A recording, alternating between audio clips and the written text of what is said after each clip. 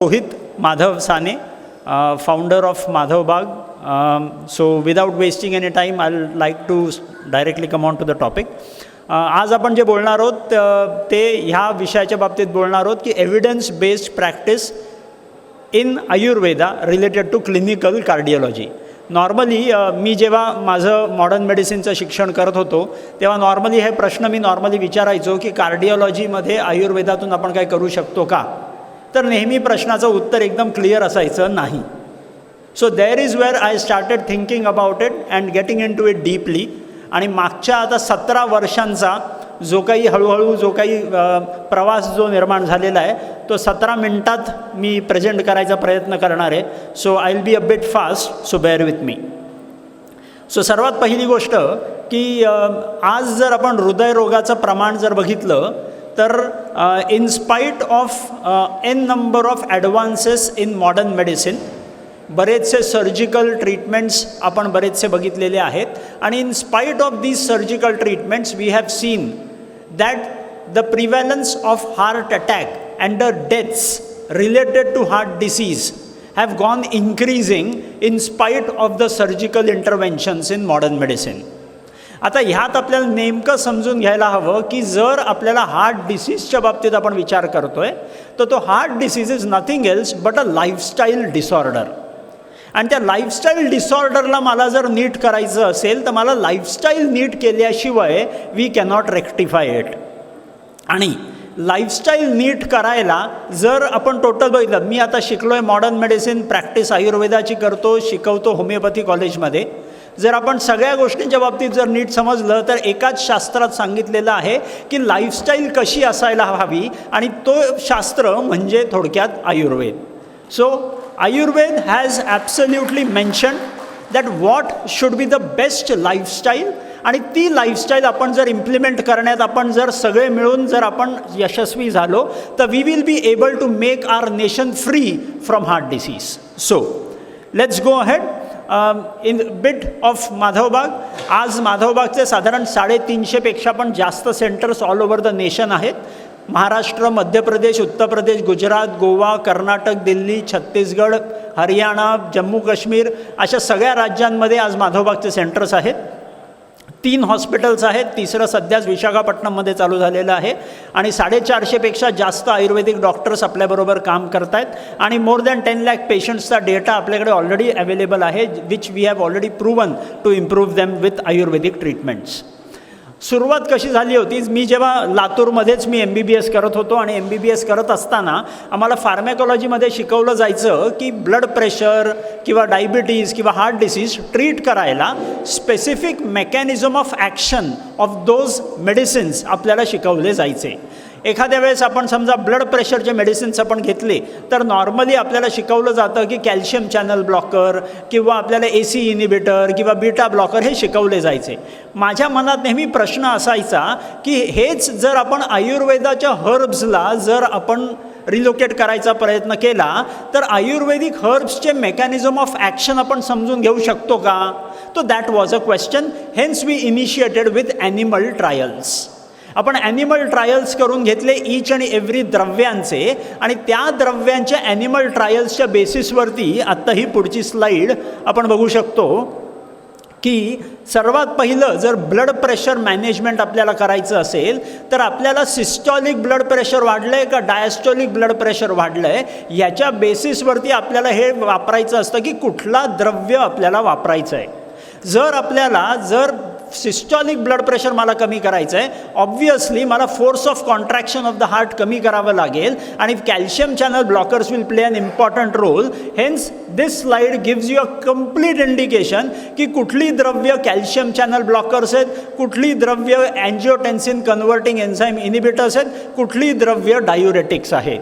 So ह्या प्रकारे जेव्हा आपण अभ्यास करतो तेव्हा आपला कॉन्फिडन्स त्या द्रव्यांवरती भयंकर वाढत असतो. सेकंड, आपण तसंच डायबिटीजच्या बाबतीतले आपण जेव्हा ॲनिमल ट्रायल्स केले तेव्हा ॲनिमल ट्रायल्सच्या बेसिसवरती आपल्याला हे कळलं की कुठलं द्रव्य कुठल्या मेकॅनिझम ऑफ ॲक्शनने काम करत असतं. काही द्रव्य जर आपण बघितलं तर इन्स्युलिन रेझिस्टन्स कमी करायला मदत करतात. काही द्रव्य आपल्याला पँक्रियासचे beta cells of islets of लँगरहॅन्सना वाचवायला मदत करतात. काही द्रव्य आपल्याला इन्स्युलिन सिक्रिशन वाढवायला मदत करतात.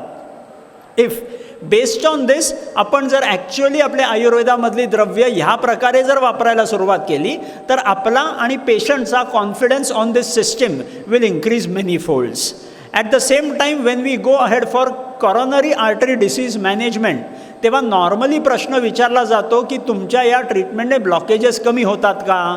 तर आपण ॲक्च्युअल ॲनिमल्समध्ये हाय कोलेस्ट्रॉल हाय फॅट डायट देऊन त्यांना ब्लॉकेजेस निर्माण करण्यात आले आणि ब्लॉकेजेस निर्माण केल्यानंतर ह्या द्रव्यांना 6 आठवडे त्या ब्लॉकेजेसच्या रॅट्सना खायला घातल्यानंतर जेव्हा आपण परत पोस्टमॉर्टम केलं त्या ॲनिमल्सचं, तेव्हा दिसून आलं की the blockage, the plaque regression was seen within 6 weeks of administering those herbs. आणि हे हर्ब्स बाकी काही नाही आहे तर आम्लरसात्मक द्रव्य आहे जे आपल्या ग्रंथांमध्ये ऑलरेडी सांगून ठेवलेले रुद्य म्हणून. सो त्यांचा जेव्हा आपण ट्रायल केला आपल्याला दिसून आलं की the same herbs can help us to reverse the coronary atherosclerosis. ह्या गोष्टीला जेव्हा आपण पुढे घेऊन गेलो तेव्हा आपल्याला एक टिपिकल सिस्टीम आपल्याला कॉइन करायची होती आणि त्या टिपिकल सिस्टीमला आपण माधवबागमध्ये म्हणतो संपूर्ण हृदय शुद्धीकरण. संपूर्ण हृदय शुद्धीकरण म्हणजे काय तर 4 गोष्टींचं एकत्रीकरण. सर्वात पहिलं जसं तुम्हाला सगळ्यांना माहिती असेल म्हणजे पंचकर्माचे टेक्निक्स, जे तुम्ही माझ्यापेक्षा जास्त छान समजू शकाल, मला ते सांगायची गरज नाही. सो सर्वात पहिलं panchakarma techniques and the second is going to be the most important, that is going to be diet therapy. डायटमध्ये आपण काय केलेलं आहे तर आपण पेशंटला इझी पडण्यासाठी आपण एक 6 ते 7 किलोचा बॉक्स निर्माण केलेला आहे, ज्याच्यात सकाळचा नाश्ता, दुपारचं जेवण, संध्याकाळचा नाश्ता, रात्रीचं जेवण, चहा, सूप सगळं असतं त्या बॉक्समध्ये. पेशंटनी फक्त तो बॉक्स घरी घेऊन जायचा आहे आणि तेवढाच बॉक्स फक्त फॉलो करून स्वतःचा डायबिटीस, स्वतःचा ब्लड प्रेशर, स्वतःचे ब्लॉकेजेस रिव्हर्स करायचे आहेत. याच्यासाठी आपण तेवढी सिस्टीम इझी बनवून ठेवलेली आहे की प्लग अँड प्लेची सिस्टीम आहे ती. सो हे डायट मॉडिफिकेशन जसं आपण करतो आपल्या ग्रंथांमध्ये आपल्याला सांगितलेलं आहे. जर आपण प्रमेहाचा अध्याय जरी आपण बघितला त्याच्यातसुद्धा श्लोक जे क्लिअर कट सांगितले गेलेले आहेत त्या श्लोकांमध्ये क्लिअर सांगितलेलं आहे कुठलं अन्न द्यावं कुठलं नाही. जर आपण नीट बघितलं तर दधिनी, ग्राम्य, उदक, अनुप, रसाहा, पयांसी, गुड वैकृतम वगैरे, नव अन्नपानम, हे सगळे जे आपल्याला सांगून ठेवलेले गोष्टी आहेत तेच आपण प्रॅक्टिकली इम्प्लिमेंट केलेले आहेत आणि ते इम्प्लिमेंट केलेल्या गोष्टींनी आपल्याला सक्सेस मिळतो आहे. So the third most important thing is aerobic exercises. जसं आयुर्वेदात सांगितलं गेलेलं आहे की कुठल्याही प्रकारचं लंघन आपल्याला मदत करतं, त्या लंघनात डायटसुद्धा येतं आणि एक्सरसाइजसुद्धा येतं. सो आतपसेवन, मारुतसेवन हे सगळं जर गोष्टी सांगून ठेवलेल्या आहेत त्यांनाच आपण प्रॅक्टिकली इम्प्लिमेंट करतो आपण आपल्या माधवबागच्या सिस्टीममध्ये. And the last most important thing is nothing else but digital monitoring. कारण का मॉडर्न मेडिसिनने आपल्याला एवढंच शिकवलेलं आहे की कुठलीही गोष्ट जेव्हा आपण करतो तेव्हा त्या गोष्टीला आपण छान प्रकारे मॉनिटर करायला लागलो तर सक्सेस आपण डॉक्युमेंट करू शकत असतो. आपण सगळे लोक बरेच सक्सेसफुल असू शकतो आपल्या लाईफमध्ये, फक्त आपल्याला डॉक्युमेंट करण्याची गरज आहे आणि त्या प्रकारे डॉक्युमेंट केल्या कारणाने आपली जी वाढ होते ती आपल्याला दिसून येते. So as we went ahead ह्या सगळ्या गोष्टी ॲक्च्युअली पेशंटला मदत करतात का हे शोधणं गरजेचं होतं. Hence we started researching and documenting things and the first paper that we documented through Ayurveda was nothing else but medical journal, सर्वात मोठं जगातलं मेडिकल जर्नल म्हणजे लॅन्सेट. त्या लॅन्सेटमध्ये हा आयुर्वेदिक पेपर पहिल्यांदा जगात पब्लिश झालेला होता, which clearly shows that ayurvedic ट्रीटमेंटने पूर्ण quality of life can be improved. जेव्हा ही कॉन्फरन्स हाँगकाँगमध्ये घेण्यात आलेली होती आणि I was presenting in front of the कार्डिओलॉजिस्टने एक सिम्पल साधा प्रश्न विचारलेला होता की याच्याने तुमच्या पेशंटची लाईफस्टाईल इम्प्रूव्ह झाली, पेशंटची क्वालिटी ऑफ लाईफ इम्प्रूव्ह झाली, आय एम ओके, पण ह्या पेशंट्सची तुम्ही इजेक्शन फ्रॅक्शन तुम्हाला वाढताना दिसलं होतं का? तर इजेक्शन फ्रॅक्शन वाढताना दिसलं होतं की नाही हे शोधण्यासाठी परत भारतात येऊन आपण जेव्हा पुढची ट्रायल करायला सुरुवात केली तेव्हा अमेरिकन हार्ट असोसिएशनचं ऑफिशियल पब्लिकेशन जे आहे सर्क्युलेशन, त्याच्यामध्ये हा पेपर आपण पब्लिश केलेला होता, ज्याच्यामध्ये इथे जर आपण बघितलं तर 39%चा इजेक्शन फ्रॅक्शन असलेले पेशंट्स ज्या ग्रुपमध्ये होते त्यांची after this ayurvedic treatment their ejection fraction improved to about 45%, म्हणजे 7%ची इजेक्शन फ्रॅक्शनची ग्रोथ आपल्याला दिसू शकते आयुर्वेदिक ट्रीटमेंटच्या फक्त 2 महिन्याच्या ट्रीटमेंटमध्ये. So this paper was again published in the British Journal of Medicine and Medical Research मध्ये हा पेपर पब्लिश झालेला होता. त्याचबरोबर जेव्हा आपण तिथे पब्लिश केला तेव्हा तिकडच्या कार्डिओलॉजिस्ट की तुम्ही ह्या ट्रीटमेंटने पेशंट्सना बरं केलेलं आहे मान्य, पण कशावरनं ते पेशंट्स स्वतःहून बरे नाही झाले आणि तुमच्याच ट्रीटमेंटमुळे बरे झालेले आहेत, ह्या प्रश्नाचं उत्तर तेव्हा आमच्याकडे नव्हतं. आम्ही परत भारतात आलो, भारतात येऊन परत रिसर्च करायला घेतला आणि that research was a randomised controlled trial. म्हणजे 2 वेगवेगळे ग्रुप्स होते, एका ग्रुपला ॲलोपॅथीची ट्रीटमेंट होती आणि दुसऱ्या ग्रुपला आयुर्वेदाची ट्रीटमेंट होती.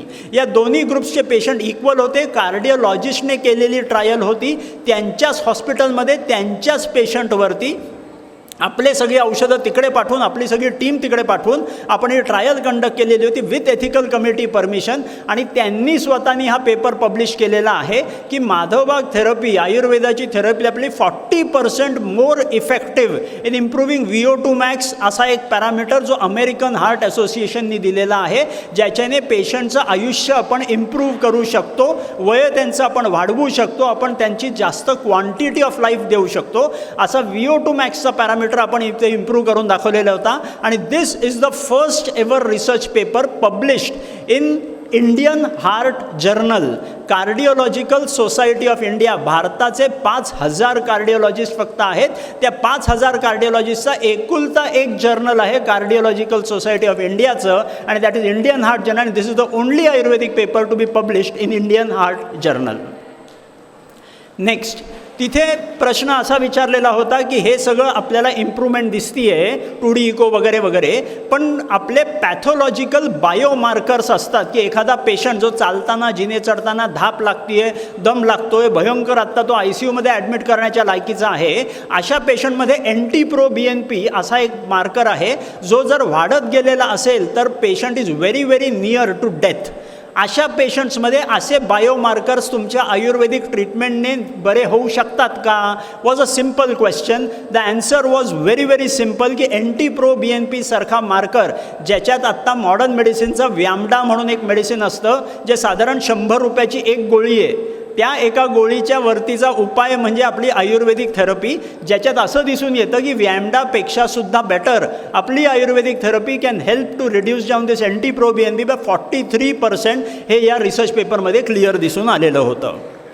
त्याचबरोबर आपल्याला हे सुद्धा तिथे विचारण्यात आलेलं होतं की जेव्हा ही आयुर्वेदिक थेरपी करता तेव्हा आयुर्वेदिक थेरपी केल्यानंतर HSCRP म्हणजे इन्फ्लमेटरी मार्कर असतो, जो वाढत गेलेला असेल तर कॉरोनरी आर्टरी डिसीज त्या पेशंटमध्ये होऊन जाऊ शकतं. अशा पेशंट्समध्ये आपल्याला हा HSCRP कमी होऊ शकतो का, तर ह्या रिसर्च पेपरमध्ये क्लिअर दाखवलेलं आहे की HSCRP can be reduced by 28% आणि the patient can be prevented from entering into coronary artery disease. त्याचबरोबर एक DTS स्कोर असतो, ड्यूक ट्रेडमिल स्कोर, की पेशंटला ट्रेडमिलवरती धावून त्याचा इस्चेमिया जेव्हा निर्माण होतो, स्ट्रेस टेस्टवरती त्याची पॉझिटिव्ह येते, ती स्ट्रेस टेस्ट निगेटिव्ह आणू शकतो का आपण ह्या ट्रीटमेंटने, तर ते सुद्धा आपण दाखवलेलं होतं की ड्यूक ट्रेडमिल स्कोर हा 13ने कमी करू शकतो. म्हणजे इस्चेमियामध्ये असलेला पेशंट हा नॉर्मलमध्ये येऊ शकतो only with your ayurvedic therapy, and that is what has been published in these research papers. So पुढचा प्रश्न त्यांचा असा होता की ठीक आहे, हे तुम्ही स्ट्रेस टेस्टवर दाखवता, त्याच्यात बरेचसे तुमचे पॅरामीटर्स वरती खालती होऊ शकतात. Can you show the improvement on myocardial perfusion imaging, म्हणजे न्यूक्लिअर स्कॅन जो असतो, म्हणजे ॲलोपॅथीमधला सर्वात topmost investigation is nothing else but nuclear scan, and that is myocardial perfusion imaging. त्याच्यामध्ये तुमची आयुर्वेदिक थेरपी इम्प्रूव्हमेंट दाखवू शकते का, तर we took that challenge and we went ahead. आणि इथे जे आता तुम्हाला सर्कल्ड पार्ट वरच्या 2 ह्याच्यात दिसतंय, त्याच्यात जर तुम्ही बघितलं तर लेफ्ट साईडचं जे दिसतंय सर्कल्ड पार्ट, त्याच्यात तुम्हाला ऑरेंज रेड कलर जो मध्येच दबलेला दिसतोय that is the part of ischaemia. While त्याच्यानंतरची आफ्टरची जी स्लाईड आहे त्या आफ्टरच्या स्लाईडमध्ये आयुर्वेदिक ट्रीटमेंट नंतर त्याचा इस्चेमिया पूर्ण रिव्हर्स झालेला त्याच्यात दिसून येतोय. So this is the power of our ayurvedic therapy. आणि ह्या गणितांनुसार आपल्याला दिसून येतं की जिथे आपल्याला कुठलीही ॲलोपॅथी थेरपी दिल्यानंतर आपल्याला जे -3चा इस्चेमिया आपल्याला उतरून येताना दिसतो, तिथे आपण आयुर्वेदिक थेरपी केल्यानंतर -17चा इस्चेमिया कमी होताना दिसतो. So your ayurvedic therapy is lot more stronger than the conventional allopathic therapy. That is what is this been proven for. आणि हा पेपर पब्लिश झालेला होता युरोपियन सोसायटी ऑफ कार्डिओलॉजी, म्हणजे कार्डिओलॉजीचा जगातला topmost platform that is European society of cardiology. त्याच्यामध्ये हा paper publish झालेला होता in the state of Vienna.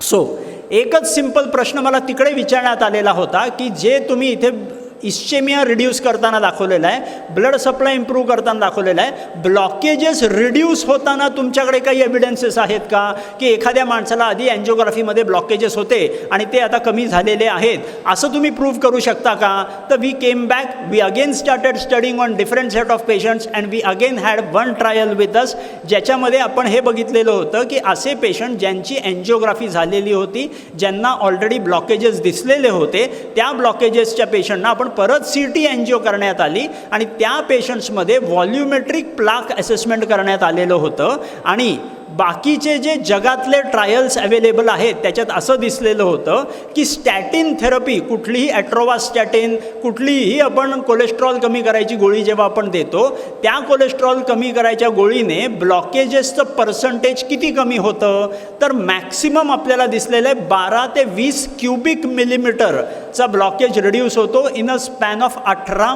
महिने. In 18 months, this is the reduction. So, we planned a comparison in between these two trials, ज्याच्यात 18 महिन्यांमध्ये ब्लॉकेजेसच्या पेशंटनी जर स्टॅटिनची औषधं खाल्ली तर 451 क्युबिक मिलीमीटरचा ब्लॉकेज हा उतरतो 439 मिलीमीटरवरती. पण जर आयुर्वेदिक ट्रीटमेंट घेतलेली असेल तर इथे जे 12.5 मिलीमीटर क्युबिक मिलीमीटरचा ब्लॉकेज उतरतोय, आयुर्वेदिक ट्रीटमेंट घेतलेली असेल तर त्या पेशंट्सना ज्यांच्यामध्ये 462 क्युबिक मिलीमीटरचा ब्लॉकेज होता, त्यांच्यामध्ये आफ्टर ओनली 6 वीक्स, फक्त आपण इथे जे 18 महिने म्हणतोय ते इथे आपण फक्त 6 वीक्सचं गणित, 8 वीक्सचं गणित मांडतोय. तर 8 वीक्समध्ये जर तुम्ही बघितलं तर 367चा तो ब्लॉकेज झालेला होता. म्हणजे रिडक्शन वॉज 95 क्युबिक मिलीमीटरचं reduction in the blockage as compared to statins. म्हणजे स्टॅटिन जिथे 12 क्युबिक मिलीमीटर फक्त कमी करतं, तिथे आपली आयुर्वेदिक थेरपी जे काही आपल्या ग्रंथांमध्ये सांगितलेलं आहे that helps us to reduce down the blockage of 95 cubic millimetre in just 8 आठवडे. And this paper was published with these images की हा बिफोरचा ब्लॉकेज तुम्हाला दिसू शकतो, एन सर्कल जिथे केलेलं आहे ते, आणि पोस्ट जेव्हा आपण परत CT एंजिओ करून बघतो या पेशंट्सची तेव्हा ती अँजिओग्राफी आपल्याला क्लिअर दिसून येते. And this paper was publish in the journal of cardiovascular disease and diagnosis, जिथे आपण 8 आठवड्यांमध्ये ब्लॉकेजेस रिड्यूस करू शकतो आयुर्वेदातून, हे आपण क्लिअर दाखवून देण्यात आलेलं होतं. ॲट द सेम टाईम तिकडे प्रश्न विचारण्यात आलेला होता की जर आपण ह्या पेशंट्स ज्यांचे ब्लॉकेजेस रिड्यूस झालेत, ज्यांचं इस्चेमिया रिड्यूस झाला आहे, ह्यांचं खरं आयुष्य वाढतं का? हा सिम्पलचा प्रश्न की हा जो पेशंट आहे हा जास्त वेळ जिवंत राहील का? हा सिम्पलचा प्रश्न सगळ्या कार्डिओलॉजिस्टचा असतो. त्याच्यासाठी आपण जे ट्रायल केलेली होती की ओरल मेडिकल थेरपी, जी काही ॲलोपॅथीची थेरपी असते, ती ॲलोपॅथीची थेरपी दिल्यानंतर 4 वर्षांमध्ये साधारण 18% लोक, साधारण 19.5% लोकांचा मृत्यू होतो 4 वर्षांमध्ये या ओरल मेडिकल थेरपीने. आणि जर आपण angioplasty plus oral medical therapy केलेली असेल तर त्यांचा लाईफ स्पॅन हा इम्प्रूव्ह होतो का? तर नाही. जे जर्नल्समध्ये पब्लिश केलेला ट्रायल आहे त्याच्यातसुद्धा हेच दाखवलेलं आहे की मी अँजिओप्लास्टी करो किंवा न करो, आपला डेथ रेट जो आहे तो साधारण 19.5 ते 20% डेथ रेट 4 वर्षांमध्ये राहतो. पण त्यांनी आयुर्वेदाची थेरपी केलेली असेल तर त्याचा डेथ रेट हा 13% उतरवू शकतो 4 वर्षांमध्ये. सो आपल्या आयुर्वेदाच्या थेरपीला आपण जर इम्प्लिमेंट करायला लागलो ह्या सगळ्या पेशंट्समध्ये, तर आय एम शुअर की we all together will be able to reduce down the burden of heart disease in our nation. And this paper was again published in the journal of cardiovascular disease and diagnosis, की आपण सगळे एकत्र येऊन जर actually ही ayurvedic therapy आपण implement करायला लागलो आपल्या पेशंट्सवरती, तर त्यांची क्वालिटी ऑफ लाईफ तर वाढवूच, क्वांटिटी ऑफ लाईफ पण वाढवू, आणि त्यांच्यावरती जो इकॉनॉमिक बर्डन आलेला असतो तो इकॉनॉमिक बर्डनसुद्धा आपण कमी करू शकतो. सो ॲट द एंड आपल्याला एवढं समजून घ्यायला पाहिजे की in the future what is going to be the answer is integration. जेवढं आपण मॉडर्न मेडिसिन आणि आयुर्वेद यांना इंटिग्रेट करून चालू, कारण का मॉडर्न मेडिसिनचे पण काही आयुर्वेदाचे सुद्धा काही सुंदर गोष्टी आहेत. शेवटी at the end of the day आपल्यासाठी सर्वात इम्पॉर्टंट आहे आपला पेशंट.